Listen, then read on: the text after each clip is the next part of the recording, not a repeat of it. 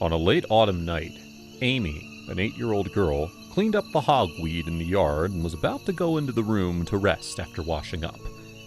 Amy has lived with her grandmother since childhood, and since her grandmother passed away, she has lived alone. Amy felt endless loneliness except to support herself. It was her habit to go back to the room to rest every day after finishing her work early. After the lights were turned off, Amy was leaning on the bed, groggy and about to fall asleep, when suddenly there was a rustling sound outside the door. It was the firewood she had placed under the corner of the wall. Amy was immediately alert. She checked it, leaned against the door with a stick, and listened to the movement outside. At first, she thought it was a wild cat, but she felt that the frequency of the footsteps was not the same. The sound was getting closer, and the footsteps were clearly coming from the direction of her room. Amy was so frightened that she clenched her stick and hid behind the door. The footsteps outside stopped. And then there was the sound of cats meowing outside. Amy understood that they were learning to meow. She didn't even dare to breathe. Suddenly, the window was pushed open and a dark figure jumped in from outside. Amy used all her strength and swung the stick out fiercely. She hit something soft. Amy suddenly felt something was wrong, and while in a daze, another shadow came in. Then the man pounced on where she was standing, putting one hand on her neck. When Amy was about to call for help, the man covered her mouth. Through the moonlight shining in through the window, Amy saw the man's face. He looked hideous and terrifying, with 2 deep scars from the corner of his eyes to his mouth. Soon, Amy's hands and feet were tied, and a clump of cloth was stuffed into her mouth. The man lit the lamp. Amy saw that the man was at least 1.9 meters tall. His eyes were fierce, he had a thick beard, and he looked adamant. Daniel looked at Amy and told her to stop struggling. No one would come to save her, and even if someone came to help her, they couldn't beat him. Amy gave up the fearless struggle after hearing that. Daniel rummaged around and found nothing. He asked her if she had anything to eat, and said that prison was really not a place for people and there was no meat to eat there. Amy panicked immediately after hearing this. He turned out to be a prisoner. She thought that she must not anger him.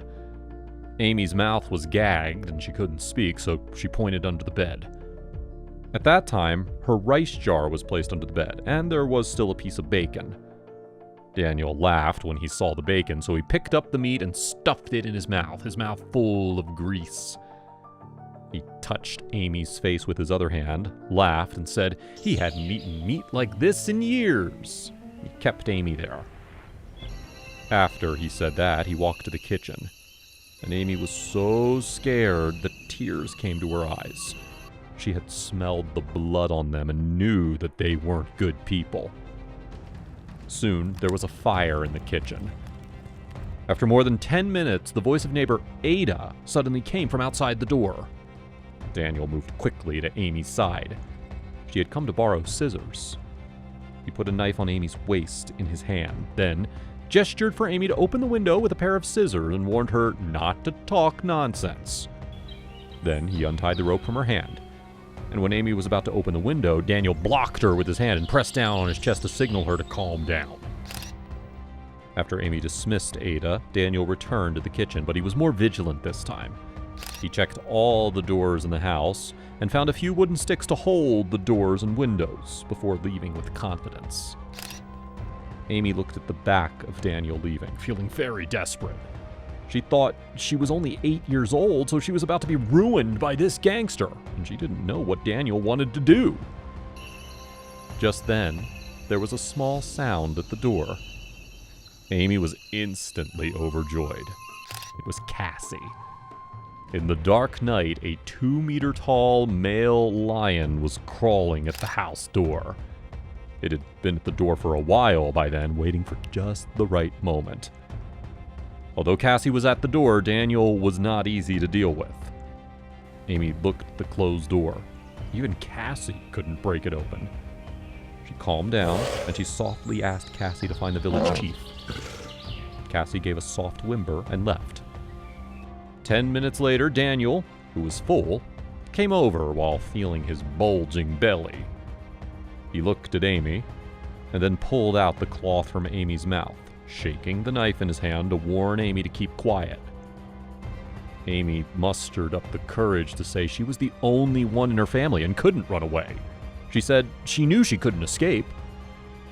Daniel said she was sensible, but was wary of gagging Amy's mouth again. Watching Daniel walk towards the bathroom, Amy felt uneasy. She didn't know if Cassie could find help. While Daniel was taking a shower, Cassie's voice came from outside the door. And then the village chief's voice also rang out. Amy whimpered and kicked the table next to her hard. When the people outside heard the movement, there was a sudden loud noise, and then the door was kicked open. Cassie rushed in immediately, followed by the village chief, who rushed in with 4 villagers with shovels. Seeing Amy tied to the bed, they rushed over to untie her. After getting her out of trouble, Amy hurriedly said that the gangster was in the bathroom next door. He had the murder weapon and he asked them to be careful. The village chief took them to the door of the bathroom, and there was no movement inside, but Cassie still called out loudly twice to remind them that the gangster was still inside. The village chief told the gangster that they had 5 people, and they all had weapons and a lion, and told him not to mess around and let himself be caught. As soon as the village chief finished speaking, there was a loud noise inside, and then a figure jumped out of the rear window and disappeared. When the crowd saw the gangster leaving, they stopped chasing him. They returned to Amy's room, and Ada came running after hearing the movement. Amy hugged Ada and cried. The village chief patted Cassie's head and said that thanks to it, Amy didn't raise it in vain. Cassie raised its head with a proud look in its eyes. It walked to Amy's side and enjoyed Amy stroking obediently. Worried that the gangster would return, they suggested that Amy go next door for a while. They knew it was safe to keep Amy there. With Cassie's protection, they were relieved to go back. At the time, Amy and Cassie hadn't seen each other for over a year. Seeing Cassie, Amy wanted to cry again. She gave Cassie a bath. Terrified from what had happened, but weary, she quickly fell asleep. Cassie was lying by the bed as usual, but this time it was her turn to guard Amy. Cassie was a wild lion. 3 years ago, when Amy was driving the village's cows to graze in the mountains, she passed by a trap. Several cows suddenly stopped in front of the trap and paced back and forth in panic.